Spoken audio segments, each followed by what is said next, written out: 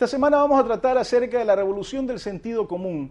¿Por qué esto? Porque realmente yo creo que los ecuatorianos necesitamos tomar conciencia de cuáles son las políticas públicas adecuadas para salir de la pobreza, cuáles son las políticas públicas adecuadas para disminuir el desempleo.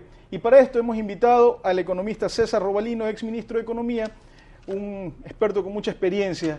Don César, bienvenido a Tribuna Liberal. Don César, ¿cómo ve la economía del país? En términos generales, usted que ha estado involucrado en la administración del sector público, ha sido funcionario público de alto nivel en la rama de economía, ¿cómo evalúa la economía en general actualmente en el país? Gracias por la invitación. Yo creo que ha habido un fracaso de la política del gobierno actual.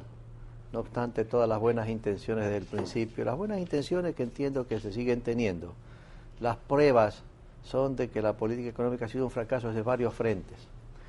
Vea usted la pobreza, que es un tema porque en todas partes del mundo hay que combatirlo, pero hay que combatirlo bien. Cuando usted ve la pobreza en el Ecuador y ve los años en este gobierno, la reducción de la pobreza extrema, como de la pobreza en general en el país, en los prácticamente 3 años de gobierno actual, ha habido un progreso demasiado modesto, demasiado modesto. Y estas cifras no las digo yo, las dice el propio Instituto de Estadísticas, que acaba de sacar hace poquísimo tiempo, digamos, todas estas estadísticas, aparte de la inflación, del empleo y desempleo. Con todo el dinero que ha recibido este gobierno, como ningún otro gobierno, que eso es lo que el gobierno actual no dice cuando hace comparación con los gobiernos anteriores, una cantidad enorme de dinero. La pregunta es, ¿dónde está el dinero? ¿Y por qué ese dinero en que se ha convertido en gasto público, que el gasto público ha crecido espectacularmente en el país? Uno dice, ¿dónde está, pues, primero, la reducción de pobreza que sea compatible con el uso del dinero en esa forma? Usted no lo ve. Segundo, cuando usted dice desempleo y el subempleo, vea las cifras en los últimos, desde que este gobierno es gobierno, vea las cifras. Y usted observa también que no ha habido un progreso que permita decir que ha sido exitosa la política económica y financiera del gobierno. No ha sido exitosa, esos son los resultados. Empleo y pobreza. Ahí, bajo ese test, el gobierno pierde puntos totalmente. Don César, para ser también justos no solo con este gobierno, sino con los otros, nunca hemos visto en la historia republicana, desde que entramos a la democracia nuevamente en el 79, algún repunte en el crecimiento económico significativo, como por ejemplo lo tuvieron los países asiáticos, creciendo a tasas del 10%, 12%, algo que es razonable en países subdesarrollados. En países subdesarrollados la tasa siempre tiende a ser mucho mayor. Nunca se ha dado esto tampoco. ¿Qué hemos hecho mal desde el inicio? Parece que podría uno decir que el gobierno actual es consecuencia de los fracasos de los gobiernos anteriores que no supieron establecer un conjunto de políticas coherentes con el desarrollo que permitieran que la comunidad ecuatoriana pues tenga prosperidad y riqueza. Muy seguramente, si se hubiese dado estos cambios en aquellos años, hoy no tuviésemos el problema que tenemos con respecto a las malas políticas o las ineficientes políticas de este gobierno. Sí, definitivamente sí, estoy de acuerdo con usted. Ahora, fíjese, Ecuador no ha crecido sistemáticamente como otros gobiernos. Vea China. China continental crece y sigue creciendo hoy en la situación de crisis internacional a altas tasas en términos reales. 9% crecerá este año. Y en años anteriores más de 10%. En Ecuador, para combatir la pobreza y una serie de otros fenómenos económicos, de crear empleo, etcétera, Ecuador debe crecer por lo menos en términos por habitante y en términos de 6%, no menos que eso. Pero lamentablemente en pasado tampoco el país no ha crecido, a excepción de ciertos periodos cortos, digo usted, pues en la época de banano, un gran empuje en la exportación bananera, que toda esa exportación tuvo su efecto en toda la estructura económica y financiera del Ecuador. El país creció, pero por poco tiempo.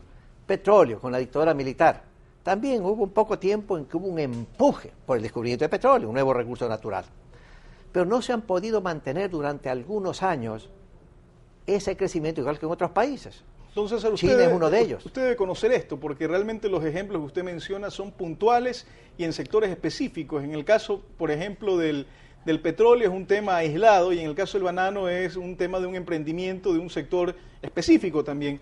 Pero ¿por qué no ha habido ese gran boom? O sea, cuando hablamos de apertura de mercados. Usted mencionó China y vemos cómo el incentivo a la inversión llega por todos lados, por todos los sectores. Realmente están solamente limitados por la capacidad creadora del emprendedor. En el Ecuador no ha existido eso. ¿Por qué? Sí. ¿Por qué en su momento no se dieron los cambios en la legislación necesarios para poder desarrollar o dejar libre al emprendedor ecuatoriano? Sí. Yo le digo, en el pasado lo que ha habido es una serie de fallas, y hay que reconocer que ha habido fallas en el pasado. Nadie puede discutir que no ha habido fallas de una u otra agrupación política en el poder. Pero no se olvide también que la democracia en el Ecuador, y esto uno puede decir desde el 1979, sencillamente ha sido un régimen político débil totalmente, débil, muy frágil, que no ha permitido a los diferentes gobiernos hacer una serie de políticas económicas de largo plazo, sino que han sido políticas coyunturales. Y los gobiernos en el pasado han estado defendiéndose ¿de qué? De la oposición en el Congreso. Y cuando sencillamente muchos gobiernos estaban tratando de evitar que de repente la oposición en el Congreso los tumbara del poder. Entonces, cuando pasa eso, y eso ha pasado después del año 79, los gobiernos lo que hacen es manejar la coyuntura, y la prioridad es la política, no caerse del poder, ¿sí? Entonces, eso de ahí, lamentablemente, ha creado unas desventajas y deficiencias enormes para el ejercicio de la política económica. Es decir, nuestra democracia nació mal. Y segundo, que una serie de grupos izquierdistas y más extremos de la izquierda han combatido a la democracia, a la economía de mercado, a la institución de la propiedad privada, que en un momento dado también no han permitido a los diferentes gobiernos hacer pues una política sólida de largo plazo como otros países. Pero don César, en las votaciones, la izquierda ecuatoriana nunca ha superado el 5%. Sí, pero lo que pasa... históricamente, entonces, ¿de qué estamos hablando? Claro, cuando los gobiernos anteriores dicen que no han podido hacer algo, pero si no son representativos en el país. Lo que pasa es que esos grupos minoritarios, créanme, han sido tan capaces para organizar a las minorías, para neutralizar a las políticas de los gobiernos. Esa ha sido la eficiencia de los grupos izquierdistas y de la extrema izquierda en el país. Minoritarios, pero altamente eficientes en su organización. Lamentablemente, los otros grupos mayoritarios nunca se unieron realmente en un programa de largo plazo. Nunca, no importa cuáles sean, no vale la pena mencionar las ideologías políticas del centro hacia la derecha. No pudieron, por una serie de intereses propios. Y esa está la falla también de todos esos grupos humanos que gobernaron en el pasado. No digo que no, créame, pero yo digo, hoy por hoy tenemos un gobierno, y lo digo con todo el respeto, créame, que tiene una filosofía incompatible con la libertad, con la democracia, incompatible con las instituciones de la economía libre. El gobierno actual cree, por ejemplo, que el Estado es más importante que el empresario privado y que el Estado puede reemplazar al empresario privado. Ese es un error extraordinario del gobierno. Segundo, que el gasto público puede reemplazar al gasto privado. Absurdo, eso no se puede. Y un ejemplo de eso es, por ejemplo, hoy, en pocos días, el gobierno anuncia pues inyectar a la economía una cantidad enorme de plata. 2.500 millones creo que dicen los diarios, 2.500. Pensando que eso va a arrastrar en forma sistemática la economía hacia adelante. Y los que no se dan cuenta es que esa es una inyección, no hay inyecciones sucesivas, sino una sola inyección.